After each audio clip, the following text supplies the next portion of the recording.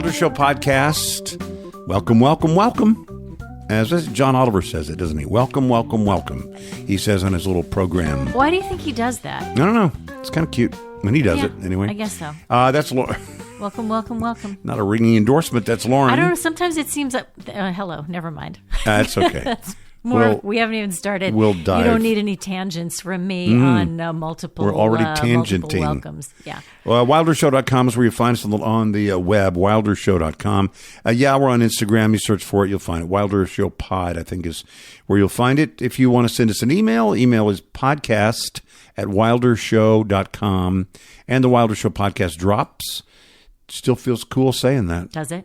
Tuesdays and Fridays, 6 a.m. Central Time, Spotify, Apple Podcasts, YouTube, wherever you get your podcasts. Like, rate, follow, subscribe, and share. Sounds pretty cool, too. Yeah, thanks. You're welcome. Thank you. That makes me feel so good. We have to mention the president's address to Congress. Right. I know this gets quite old, me saying, see, that's what I'm talking about. Uh-huh. But let's put a pin in that. We'll come back to that in a second. You had fears and expectations. I did. Is that we'll start with that. Yeah. Did he deliver on the fears? Did he meet your expectations? Here's the thing. It was 99 minutes long. It was quite long. It was the longest ever. It was like Adrian Brody's acceptance speech. It's sort of like that, except no band to play him out. That could have been helpful, orchestra. maybe. Well, and here's what I would say, though. I do. The fear was not so much the length of it. We don't talk too much. We talk too dumb. I mean, if it's dumb, very few words are too many, and if it's engaging, then you can't get enough. Hardly get enough, right? And here's what I think was great about it. He stayed on script, which I couldn't believe. And there were a couple of times where he wasn't. He'd throw in a little comment here and there, but he never got on a full tangent. You know how sometimes he'll give a speech and he'll be in the middle of a paragraph. I'm envisioning what the text looks like. He'll be in the middle of a paragraph and he'll like jump on a horse and ride in the other direction, over the mountains. And then somehow he'll come back. But he didn't do that. And that was good because I think he has smart people around him who write good speeches. And I think Susie Wiles is to be credited for a lot of if there is any control, she has lots of controllers exerting control. And I think that's good. There was a lot of boilerplate stuff in there, it's hardcore conservative stuff, and I understand that. But first of all, it was a representative from Texas, House Representative. It was Al Green, not Al Green the Great. Not that Al Green, but this is like... You mean not the singer? Yeah, it was maybe Al Green the Lesser. And this Al Green, stood up and shook his cane at the president. It's the only time a Democrat stood up in the whole speech. That's telling, isn't it? It really was. And he's shaking his cane and yelling some things and ultimately had to be removed from the chamber, which was sort of weird. They gave him lots and lots of freedom to do more and more and just prove to us that you're not going to stop this. And he didn't stop it. And so they had the sergeant at arms or whatever remove him from the chamber. And I think that was the right thing to do. Was that unprecedented? That's a good question. I don't know the answer to that. I don't think I've ever seen it before. I've never seen that before, for sure. But I don't know if it's ever happened before. But so he was removed. Democrats sat there with the ones that were there, and many people boycotted. Right. That's another thing. There is no leadership in the Democratic Party right now, and everybody's vying. So you have little groups of 6 and little groups of 10, little groups of 20, and they want to follow this guy, and somebody wants to follow this group, and they don't have any leadership. But to the extent that they do, I mean, Hakeem Jeffries is officially the leader, and Hakeem Jeffries sort of implored them not to do this, that all you're going to do is feed the president, and he's going to win. He's got the bully pulpit. He's there at the lectern or whatever it's called. Yeah. He's got the microphone. You're not mic'd. What you say is not going to be heard. So let's wait, and we'll do it in the Democrat response, which comes afterwards. But they were all doing their own thing. Bunch of people didn't go. A bunch of women wore all pink to protest something. And they had these little paddles. When you go to an auction, you hold a paddle up. They had these little auction paddles that said, that's not true, or this is what happens when blah, blah, blah, or, Musk is this, or, different, not true, that's a lie, or whatever. they would hold these paddles up. It was no good, man. And then really when you get into the part where, and both sides do it, you know, when Barack Obama was there, he had the people up there in the box with the first lady and the people that they've invited, and they're trying to, basically, it's a human face to a thing you want to talk about. Sure. And so Donald Trump had Laken Riley's mother and sister. Right. Laken Riley, who was murdered by an illegal, I think he's a gang member too, a Venezuelan. And of course, the point was we're going to get serious on immigration. And so this doesn't happen again. that's right. So no one else has to go through what exactly. what this mother and sister are still going through. And they're there and they're teary-eyed and all this. And the president gets to that part of the speech and he sort of, they stand. And, you know, no Democrats, you know, they were just, and there's more on this, but they were just not going to support anything that the president said, no matter what it was. And this is what I've been saying again and again. They don't understand. They have an opportunity to support the things they can support, stand against the things they can stand against, move people in the direction you want to move them, take credit where you could take credit. But when you just sit on your hands, you end up being people who can't stand and honor the family of a girl who was murdered. There was a man there. Of course, you know the guy that was released from a Russian prison. Yeah. His 95-year-old mother had pleaded with Donald Trump before Donald Trump gave the speech in Butler, Pennsylvania. That's right. Yep. Moments later, the bullets rang out. Somebody tried to kill President Trump, or that time, you know, candidate Trump. And so that 95-year-old mother, he had told her, and on day 22 of his presidency, he got that guy released. That's right. From, he was, I think, sentenced to 15 years in a Russian prison. Got that guy released. He was back home. He was up there in the box there with the first lady. And they couldn't stand for that.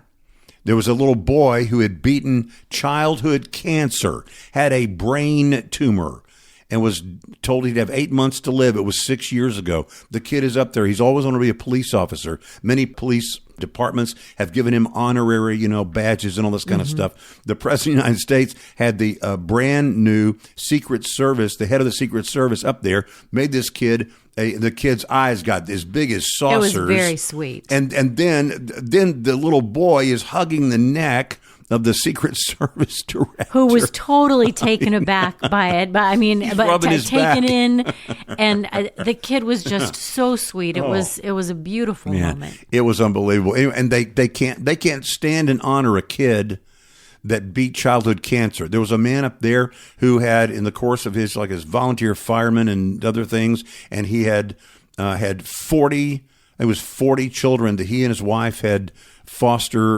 was involved in foster care, had come through his house, and they can't honor, and they can't do anything. And even people like David Axelrod, after it's over, and sometimes I watch the follow-up. That's more interesting to me than any event, because I want to see how both sides are going to talk about it. He said, that's wrong.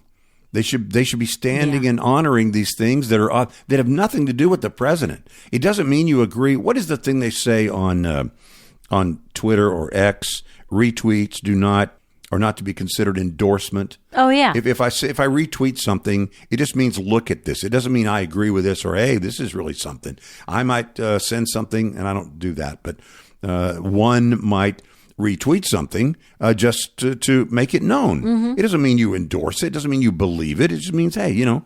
So the things that I post, if you post on this, that can be attached to you.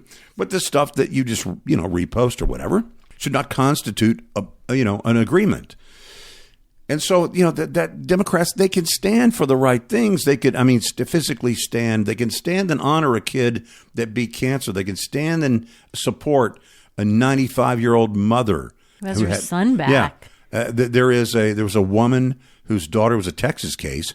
Her daughter was kidnapped and murdered, brutalized under a tunnel somewhere in a van, and then was murdered. I don't want to go into details. The sister of that girl and the mother of that girl were there. Right. There's a national forest that is across the bay there on the Galveston Bay from where this girl died. And he has renamed that whole sanctuary after this girl. There's nothing. It doesn't say you agree with. You don't become a MAGA person when you stand and honor a kid that beats cancer. You don't become a Donald Trump, zombie, a supporter at all in any way when you acknowledge that these are good things. And this is what I've said all along. They have the opportunity. The opposition always has the opportunity. In this case, the opposition is Democrat. But the opposition always has the opportunity to do the right thing. If the different president were up there and those things were up there being honored, two things are true. Democrats would all be standing and clapping, and not all Republicans would just be sitting like stumps on the log. They also would not have all boycotted, or many of them boycotted, the speech. So, yeah, it's true that both sides make their case. Both sides have their own things up there. Well, this is a person who, I think it was even Joe Biden last year or whenever it was, said, the policy, the overturning of Roe has resulted in this. And here's a woman in Texas, and she really needed an abortion. She couldn't get one. And, so she was up there sitting with, okay, the Republicans didn't hold up paddles. Republicans didn't walk out. They may not have supported that particular thing, but I guarantee you, if a kid had survived cancer, if there was somebody released from a Russian prison, if there was the family of a girl who was murdered is there, the man, remember the guy that was shot there in Butler, Pennsylvania and died? I do. The two daughters of that man and the wife of that man were at the speech, and the president was saying, what a hero this guy was, that he was killed in the process of shielding his wife and daughters. And the lady is just crying.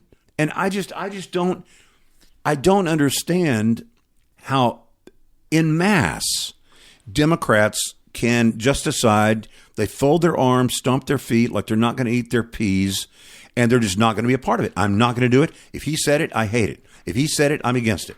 And that is more than being wrong, it's not practical. Yeah. It doesn't work for them. It is not going to work for them. And all the time that you've heard me say, they don't get it. They don't know why they lost. This is that. This is more that. Of that. Yeah. This is the evidence that is true. You are seeing the outward sign of that inward truth, that they are just bound and determined to oppose him all along the way.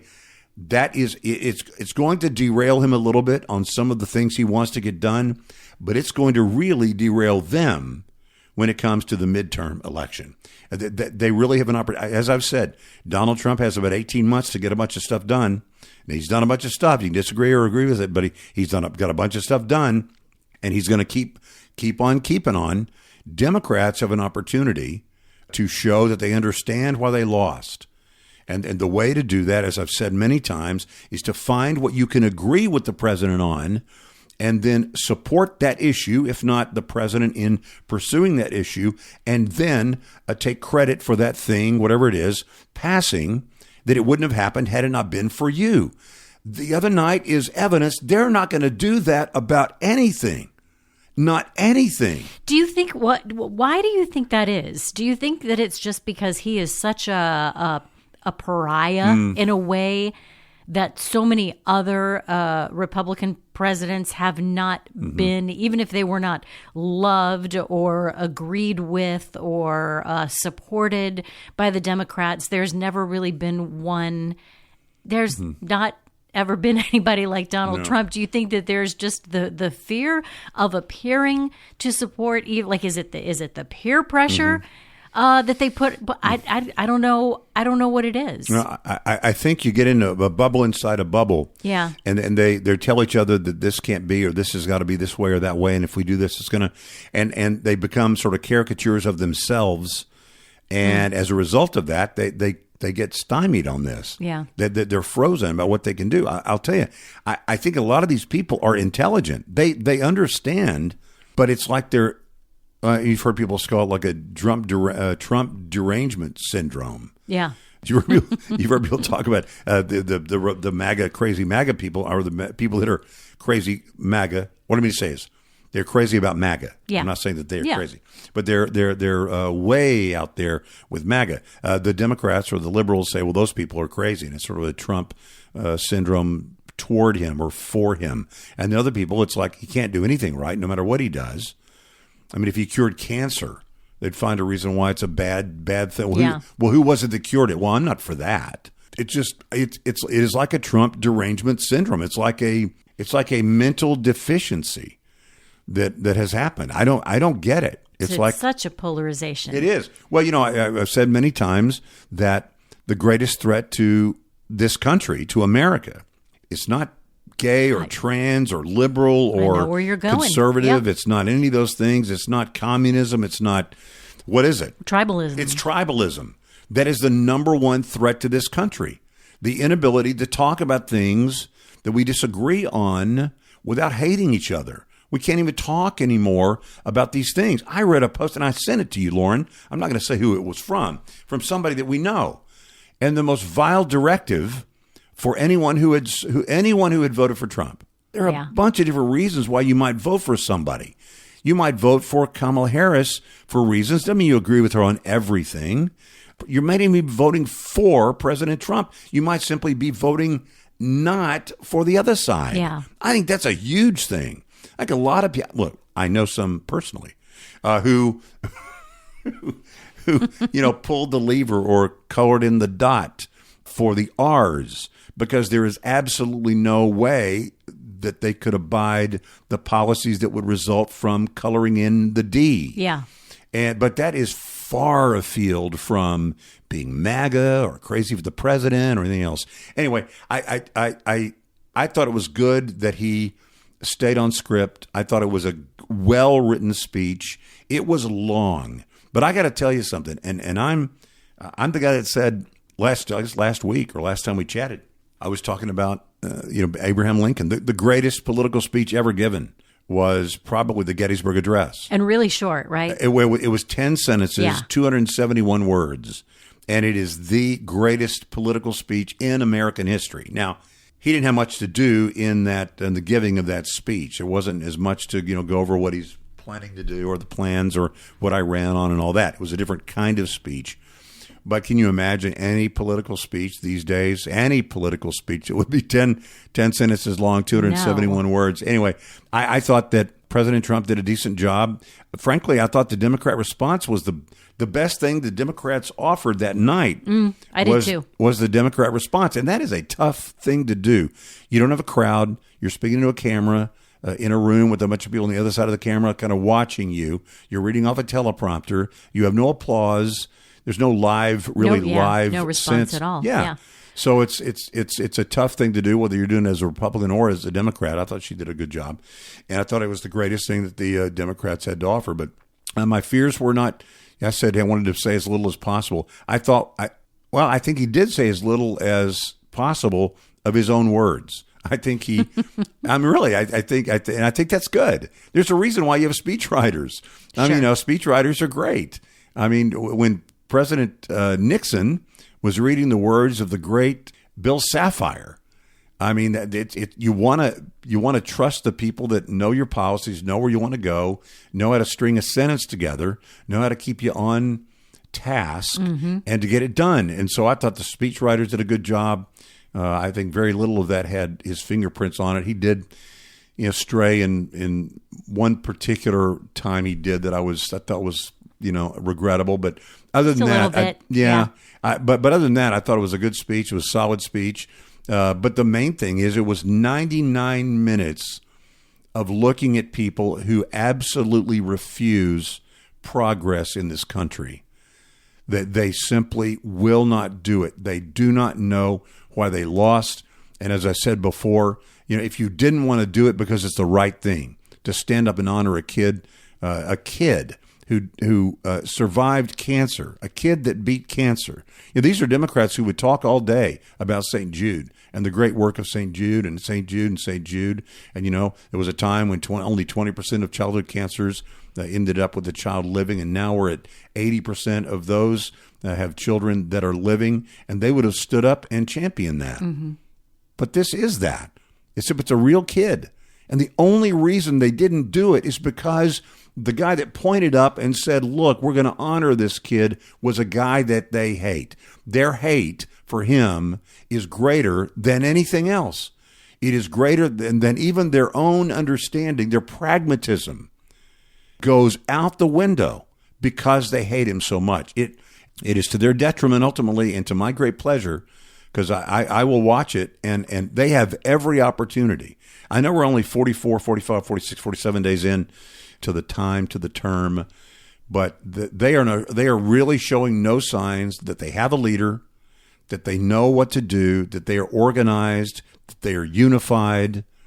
It's too bad if you're a Democrat, this is not a good time for you. And frankly, it's not because Donald Trump is so strong. If Democrats came on board, they could really take credit for some things and show that they're principally driven, and they're not driven mainly by party or partisanship, but by principle. But they don't do that because it's not who they are right now, and they are unmoored. Or to mix it around, they are rudderless. So they're just drifting. They have no one steering the boat. In the meantime, all that means is all that stuff gives Donald Trump and the people that you say that you hate more time to do what they're going to do. And you may say, yeah, it's all going to blow up. What if it doesn't all blow up? If you really think we're going to let them go and it's all going to blow, what if it doesn't? What if it turns out 6 months, 9 months from now, we can look up and say, you know what? Feeling pretty good. Feeling good. Prices are coming down. Job, more, whatever it is that is your measure. For me, it was always, life, marriage, the war, the courts, taxes, immigration. Those are the things that are most important to me. I watch those things. I want to know where we are on those things. Life, marriage, the war, the courts, taxes, immigration. You pick your own things and then watch and see if we are better or more toward where you want us to be at the end of the 6 months, at the end of 9 months, at the end of 1 year. That's much better. And right now, but the childish behavior of Democrats at the president's speech to the joint session of Congress is a shining example of what I've talked about when I say that they don't get it. Monday at this time, it's going to be later than it is now. It won't be the same time Monday at this time as it is now. Is that right? Or is it earlier? We're going to spring ahead, so it will be later. Right? It'll be earlier. We spring ahead. We turn the you clock. You lose an hour, right? Spring ahead. Yeah, but if we spring ahead, if it's you skip an hour, so it's later. It's later. See, this is what I'm talking. Isn't that what I said? Yes, okay. But here's what I'm. Okay. But here's what I'm talking about. I'm well old enough that I should know the answer to this. Yeah. But I never know if it's spring forward, fall back, or if it's fall forward, spring back. And nobody springs back though. Maybe spring back up. If you fell down, you spring back up. And you don't really fall ahead. You could fall. Well, you could fall down if you fall. I guess if you tripped, you might fall forward. Right. Anyway, now I'm even more. I thought I had that part down. Now I'm really confused. But this is what I'm talking about. And I finally have discovered it doesn't really matter. I have a phone. The phone is going to tell me what time it is. I don't know. Yeah. I don't know where to get anywhere anymore. The phone tells me where to go. So, it doesn't really matter. I don't have to know. I think what it means is for people who don't like that it is dark early in the evening, I think those people will be happy because it's going to stay. It'll be darker earlier right now and lighter later. Is that true? So people who like it darker earlier will not be happy. Is that what you said? No, I was saying people people in the evening time. A lot of people don't like it being dark early in the evening. Yeah. They don't like it. They want more light in their evening time. But it is going to mean that the morning will be quite dark. It'll be darker in the morning. But then the nighttime, at least right now, is going to be lighter later in the day. It will be lighter later in the day. Do you see why I just trust my phone? I don't. The phone is going to. It's still as confusing to me even now. It's a lot. Well, here, it's not ever been that confusing to me, but really for a long until now.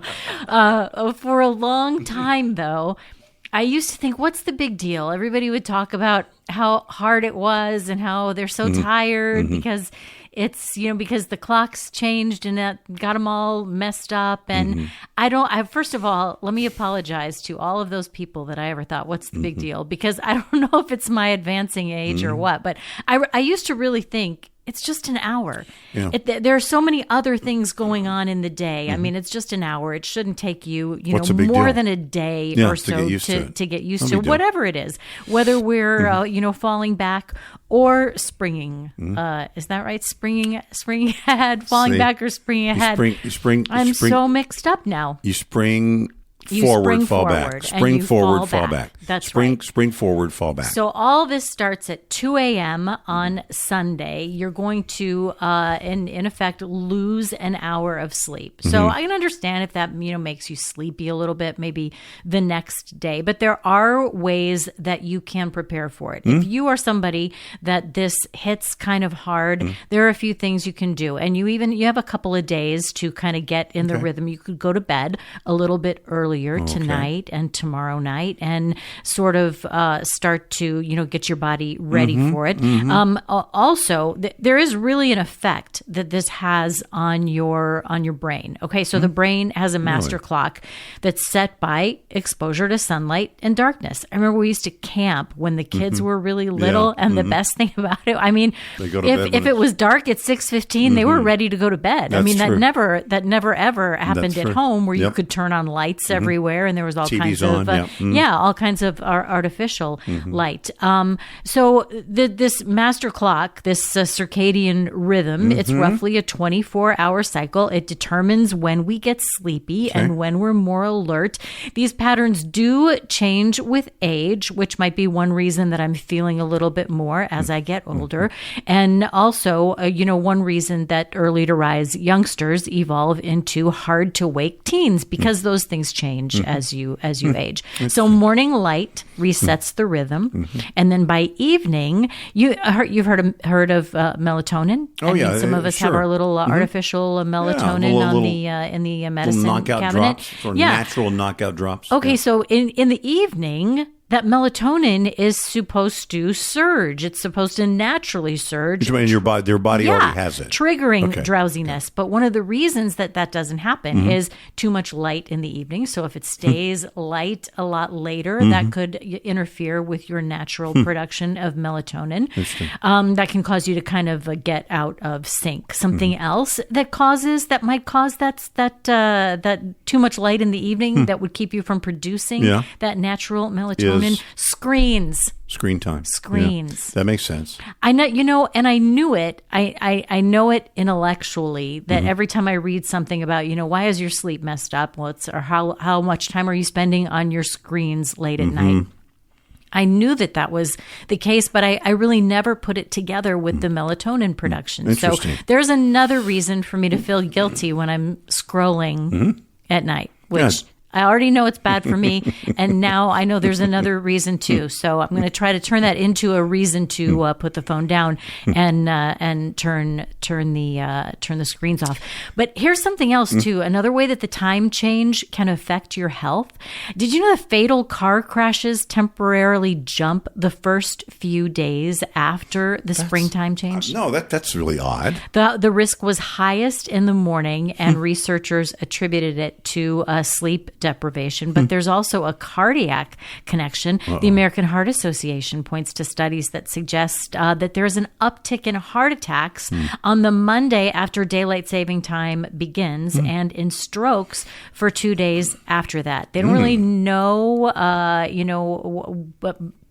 attacks are a little bit more common on Mondays generally in the morning when blood is more clot prone, but researchers don't really know why the time change would add to that Monday connection. But it's possible that abrupt circadian disruption exacerbates factors like high blood pressure in people who are already at risk. So go to bed, 15, 20 minutes earlier for the next couple of nights. Maybe get up a little bit earlier in the morning. Go outside for a little early morning sunshine. Those are all the things that will help your body start to adapt. Stay away. Don't take any naps in the afternoon. No caffeine in the afternoon, at least for these next couple of days. And again, stay away from the evening light of your phone if you can stand it. You know, it reminds me a little bit of when you travel to other time zones. You know, if you travel to the time zones, jet lag. Things like that, yeah. Now, jet lag, you know, for one time zone is really not that big a deal. I mean, but that's really all we're talking about is one time zone. It's just one time zone. It's just one time zone difference. So if you, for example, were to, you know, go from Dallas to Denver, okay, that's essentially a time change for you. Or if you go from Dallas to Pittsburgh, that's a time change for you. It's just 1 hour. Yeah. It's not that big a deal. Now when you travel long distances. Yeah. When I've traveled to Africa or been to China, you know, when you do that, the general rule is to get your body acclimated to the new clock. It usually takes about a day per time zone. So if you, I think I've heard that. Yeah. So if you, for example, were to go 10 time zones away, if you are not there more than 10 days, you are on your way to getting acclimated, and then you got to come back and get back. So it takes, and it also matters whether you're flying to the east, or if you're flying to the west. That is, it is much different than what it has on your body. When you fly to the west, you have a greater jet lag than if you fly to the east. Anyway, but the time change is really only like I'm going to Denver. Or I'm going to Pittsburgh. I think that's why I have sort of poo-pooed it for such a long time, thinking it's just an hour. We, as humans, overcome so much. Why does 1 hour effectively, knock us out for the next couple of weeks? We're complaining about what a number the time change did on us. Oh, you know what? It's a time. Speaking of time, it is time for a scatter shoot. Oh, my favorite time.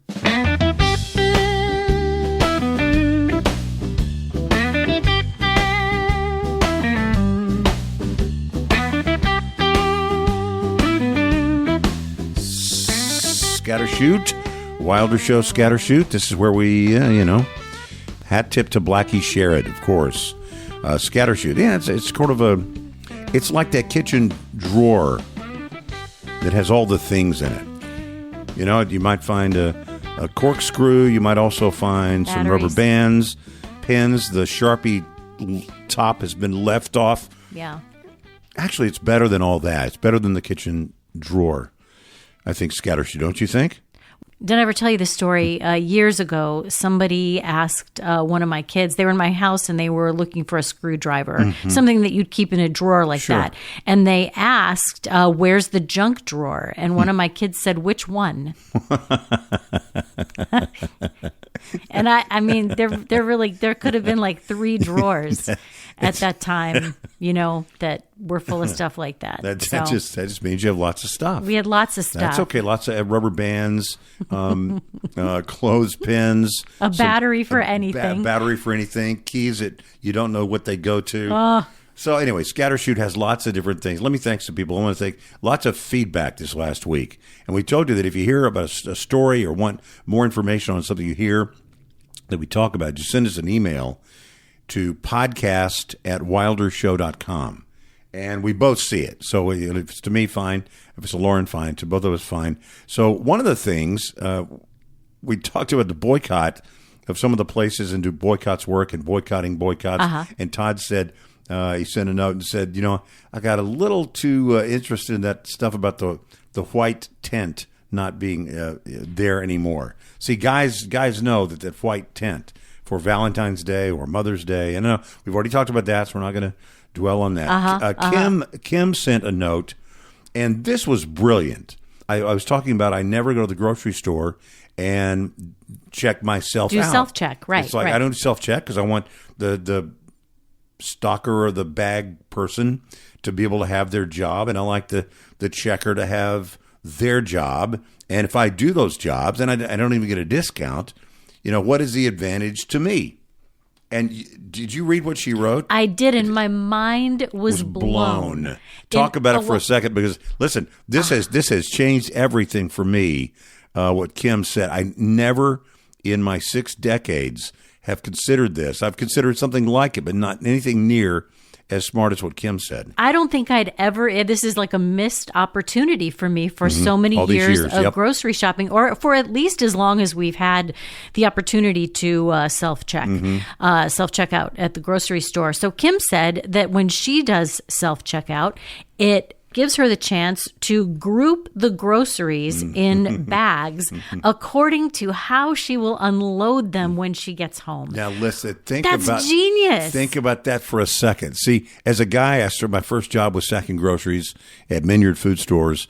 At least the first job that they took taxes out of was at Minyard Food Stores. And I knew you put the canned goods in the same, in those days, paper sack, and you double bag when you have really heavy things. You put the frozen things and the cold things together. Sure. You put the fruits and the vegetables together. You don't put the dryer sheets that smell in the same bag that you put the flour and the sugar. Okay. I knew things like that. But what Kim's saying is, I have places in my house where things go, and I'm going to bag them according to how it's easiest to get them out once I get home. Of course. That is genius. You know what's going to go in the pantry? Yep. Put everything all in the bags together. If you got one, the toothpaste and soap and those things, put those all in a different bag. Take them all to the linen closet or the bathroom, wherever you're going to store them. I just had never even thought of it, and I can't wait to try it now. Now, so let it be known, and we've said it for many years, we yield the floor to wisdom. Absolutely. So if you have some wisdom to share, just send it, a podcast at wildershow.com. And then you got a note from Ryan about one of the stories that you talked about. I did. Ryan just wanted to know a little bit more about the story that we talked about the diagnosis for dyslexia. Yeah, the new definition actually of what dyslexia is, and I was happy to pass that along. Sometimes the things are just a little bit too long or too technical to talk about, or I might find something interesting that somebody, and there might be something else in there that someone else is really, looking for that key detail. So we're always happy to pass those things along. Yeah. So send an email, podcast at wildershow.com. And if you want to do a voice thing, you can do that with that speak pipe thing that is at the website. You can do that too. We like that. And I'm still catching up on some of those. But if you want to do that, you can do that by going to wildershow.com. I'm not against extinction. Now that sounds harsh, maybe. The species that go extinct. It just is part of. I mean, there were once dinosaurs, and they're extinct, and there are other things. Now, I don't want to. It's not a goal of mine to have things become extinct, but I don't sort of run around saying, well, why can't we bring these things back? Scientists have made a huge step, a major step, it's called, in the return of the mammoth. Wow. The mammoth. Scientists, the woolly mammoth. Scientists have created something a little bit shy of that, the woolly mouse. They have created. Here, look at the picture. Look across here. That's actually kind of cute. I mean, for a mouse, it's the woolly mouse, and what they've done is they're a step closer now, and it's all because the woolly mouse. It's obviously on a smaller scale, but they're tweaking the necessary genes to bring back an ancient ancestor of modern elephants, and this all falls under the category of de-extinction. That's crazy. Isn't that crazy? That it's sort of like, in many ways, I mean, the science fiction part of that is Jurassic Park. I mean, it's Michael Crichton's stuff. Jurassic Park is, you find the mosquito that sucked the blood out of a dinosaur and then was immediately encased in amber. Yep. And then that blood that is there, you could do something with it. Anyway, de-extinction company is called Colossus Biosciences, and they have set out their ambition to return 3 animals long gone from the planet. And the first one is a mammoth calf. They want to be born to a mother elephant sometime. I thought when I read this, I thought it's going to be far in advance. Guess when they're shooting for? Next year. Close, 2028. Wow. And now they've hit the milestone along the way. The woolly mouse has been engineered. It has faster growing, thicker hair. It looks a little bit like a golden retriever It does. mouse. And then their normal cousin. Photos of it held next to the standard gray mouse show it's certainly the case. I mean, the gray mouse looks like a mouse, and the other one looks like like a mouse all dressed up. The company's founder is named Ben Lamb, and he said it's about bringing them back, not just for the sake of it, but because they have cool tusks. Is what he says. Okay. They have cool tusks. He said it's forecast that we're going to lose up to 50% of all biodiversity between now and 2050. It's all because of driven by man and all this kind of stuff. And I'm not saying that couldn't be true. He says it's really important to acknowledge that conservation works. It doesn't just work at the speed of which we are changing the planet and eradicating species. He says the idea is by learning how to engineer DNA from lost creatures, it will be possible to, quote, restore Earth one species at a time. My goodness. With possibilities also to support endangered species that are not yet extinct. I think this will probably go awry. All the playing God stuff, and I know that there are good things you can do about genes and gene splicing, and I think you can cure lots of diseases. But I mean, when you're talking about the woolly mammoth, what would keep anyone from bringing back, if you can do that, some other thing? Not you have to bring back everything that got extinct. It's okay, right? Yeah, when you say like some other thing, you mean like something dangerous? Or? Yeah, I mean, you don't want how about the saber-toothed tiger? Yeah, we don't bring that back.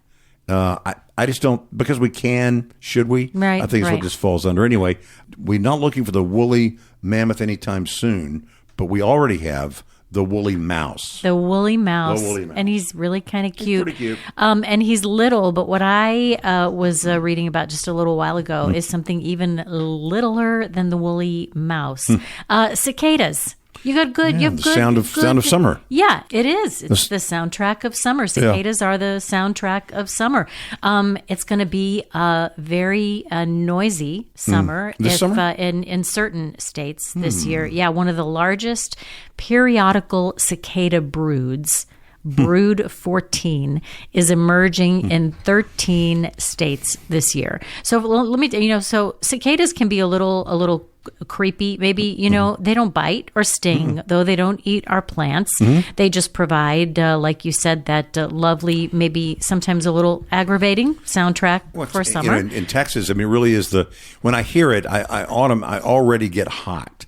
When I hear cicadas, because it just seems like it comes at that same time. And isn't it true that cicadas they're dig down in the ground and they come out like every 17 years. Well, they like have sex and die like 12 days later. Well, there's a little bit more. There's a little bit more to it than that. Did I reduce that a little bit too much? You reduced it just a little bit, especially with the type of cicadas that we're talking about. So every state in the United States has annual cicadas. They have life cycles of like 2 to 5 years. They're just your typical run-of-the-mill cicadas. Some of them, they spend most of their lives underground. So when some are underground, others come up, then some go back down. They're not all above ground and singing at the same time.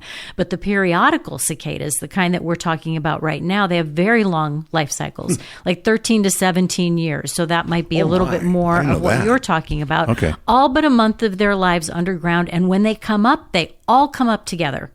So scientists don't really know why. It could be predator avoidance, but anyway, they're very loud when they do that because they're all up at the same time, and it's happening this year. So Brood 14 is emerging in it's several different species. They all have Latin names that are too much for me to try to pronounce here, but you can find them all at the enthusiast website Cicada Mania. You can see how they're migrating on Cicada Safari.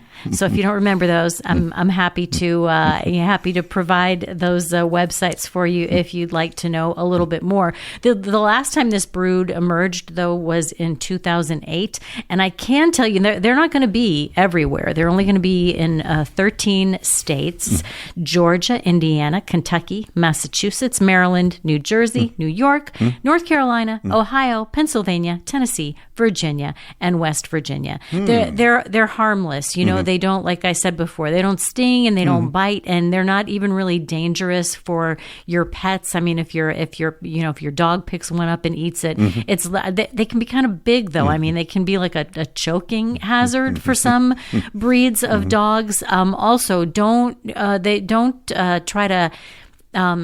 No pesticides for them. You don't really have to. I mean, they're not going to hurt your trees or your plants. You can put a net over trees or plants that you don't want them to attach to.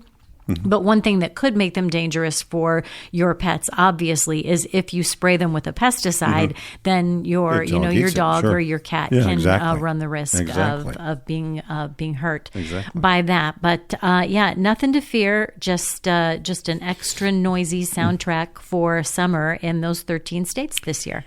We may get a chance to see that in maybe one of the states where we will visit. Maybe so. You never know. Pennsylvania, maybe Pennsylvania. We didn't really talk about when. Usually when the ground starts to get warm. It's like May, June. So April in some states, and then a little further north it might be May before that. And then like 6 to 7 weeks is the length of time that you'll hear that really loud song. Cool. This is kind of random.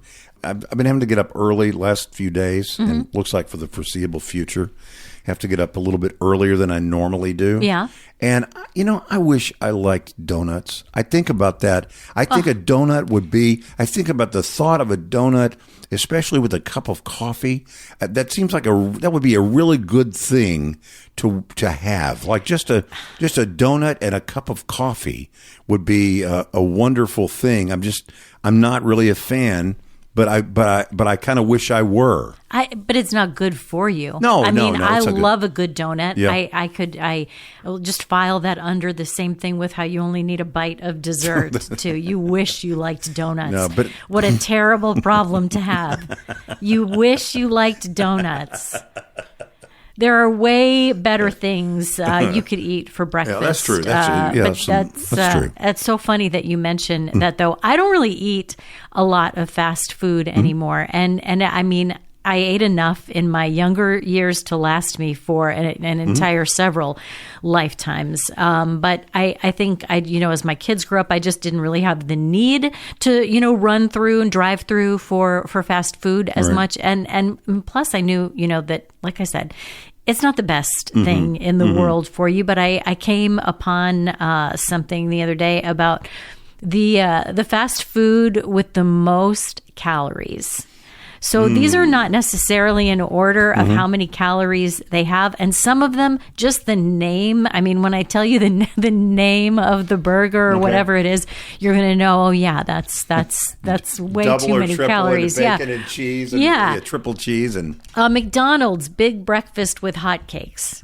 Breakfast, most important meal of the day, like we were just talking about. Right. But if you're ordering at McDonald's, it could also be the most caloric if you're not careful. The chain's highest calorie item is the big breakfast with hotcakes. Really? It's 1,340 calories. I wonder if you didn't eat, because that includes the syrup. But I wonder if you didn't eat the syrup. You're just going to not eat the syrup. Eat the hotcakes and the biscuit and the sausage and the scrambled eggs and the hash browns and the side of real butter. But keep the maple syrup on the side. You make it fun of it, but that's kind of what I would do. I could do that. You take a little bit of the flapjack and you kind of roll it up like a cigar, and then you can just put some butter in it and eat it like a tortilla or something. You don't have to put on the syrup. Well, I don't know how many calories are in the syrup alone. Yeah, that's true. But that might be a good way maybe. to I don't know. cut down but it's also got butter and the sausage has stuff. I guess, if you were going to eat at Burger King and you wanted the triple Whopper with bacon and cheese coming in at 1,350 calories, you could probably just keep the bacon off and make it way healthier. I don't know. Yeah. I don't know about that though. Can't you see somebody saying, yeah, I want that, but I just want one piece of cheese. Yeah. Because I'm cutting back. I just want one piece of cheese. I don't even know how to say this. It's at Carl's Jr. I guess it's the Maxell. It's MAXXL. Maxell Double El Diablo Combo. Goodness. 2,200 calories, but this includes that's the burger with the 2 patties, okay, and the bacon and the jalapeno poppers and the pepper jack cheese and the jalapeno coins, the habanero ranch sauce, the order of fries, and I've never heard of this either, a blood orange baller beverage. I don't even know what that is. I don't either. What is that is a burger? It does. Where was it? It's at Carl's Jr. Carl's Jr. Right? Yeah. The cheeseburger. Yeah. So the cheeseburger itself can reach over 2,200 calories. That's crazy. That's really not. I get if you do it every now and then maybe. Wow. But we're supposed to have about aren't guys supposed to have like 2,000 calories in a whole day? That's about it, right? We're not supposed to have a lot more than that. not a whole lot more than that. Oh my goodness! I don't know. Shake Shack Double Down fries. They're crinkle cut fries with the Shake Shack cheese sauce and the cherry peppers and the Neiman Ranch bacon. 1,910 calories. That's just the fries? Just for the fries. No way. Just for the fries. Yeah, fries. Yeah. I can have a couple of fries. Fries are pretty good. If they're Fries really are good really fries, good. I can't eat like a whole cup of fries. I've tried. Well, you're aware of this because we share a meal every now and again. I'm near like the end. I love fries. Yeah, but I people tried like to do fries. a year without fries. yeah. And I'm coming up on the end. I have maybe like 3 more months of that. And Good I for you. really have. I've said no to them a lot. good. I've maybe taken like just a handful a few times, but I miss them. I miss them terribly. How about Dairy Queen, a peanut butter puppy chow blizzard? Oh my. Sounds Puppy pretty chow good, blizzard. right? Yeah, Right. that sounds. How many? Is that 1,000? 1,360. Yeah, that's a lot. Yeah. That's a lot. Okay, here's one more, and then I'm going to share with you a little bit of good news. There's the Wendy's spicy garlic parm nugs party pack. Okay. I think these all sound like they're things for young people. That young people could eat and enjoy and not suffer any worry about, consequences for. Maybe that's why they don't even sound familiar to me. So this is 50 chicken nuggets. That's 50? 3,530 calories. But that's got to be like 5 people. That's exactly Right, right. for 5 people. So, Divide by 5. Yeah. That's right. I got Divide it. it by 5, and Okay. it seems a little bit more Yeah, that's manageable. nice. Okay, That's so not bad. here's a little bit of good news Okay. in this. Taco Bell. Now, the item that we're talking about here is the Caliente Cantina Chicken Crispy Taco Meal. Okay. Okay, so that is 900 to 1,180 calories for that particular thing. But Taco Bell's menu overall is calorie deficit friendly, which means that you can find a whole lot of options that are under That are low. 500 calories. Ah, really? That's good. That's so great. maybe if you're Taco going with Bell. a bunch of people and you know that they're all going to get the Caliente Cantina Crispy Chicken Crispy Taco Meal, you can at least know that there might be some choices there for you where you don't have to be quite as indulgent. I like it. I like it. For another time, and I'm so happy this is true, beef tallow is back, baby. Beef tallow is back. That's what we cook fries in? Well, is that right? It is now, and we'll do it in a future, next scatter shoot. Okay. But beef tallow is back. And, for a long time, it was, got to do peanut oil. It's all nut oil, right? Yeah. It's not very healthy to do the beef tallow. Now they're finding out nut oil is not very, That's very right. good for you. And there are some places that are going back to beef tallow with their fries. And if you wanted to really put a bow on it, people talk about the McDonald's fries, how great McDonald's fries are. Yeah. McDonald's fries have not been great in a long, long time because they stopped using beef tallow. That thing that you remember, Yeah. the way they tasted, where they had the ad where you were like borrowing them from the sack before you get home. You got to order you an have- extra Yep, pack so yep. you can eat one on the way home. Those days have long been gone. I will detail it in a future time. But the good news is beef tallow is back. Okay. And it's going to be very tasty in the days ahead. And we'll detail that perhaps in a future time. you want links to anything or want to say anything at all, just email us, podcast@wildershow.com. You find us on the web at wildershow.com. The Wilder Show podcast drops Tuesdays and Fridays, 6 a.m. Central Time, Spotify, Apple Podcast, YouTube, wherever you get your podcasts. So like, rate, follow, and subscribe, and share, and we'll see you next time. Da da da da da da da da da da da da da da.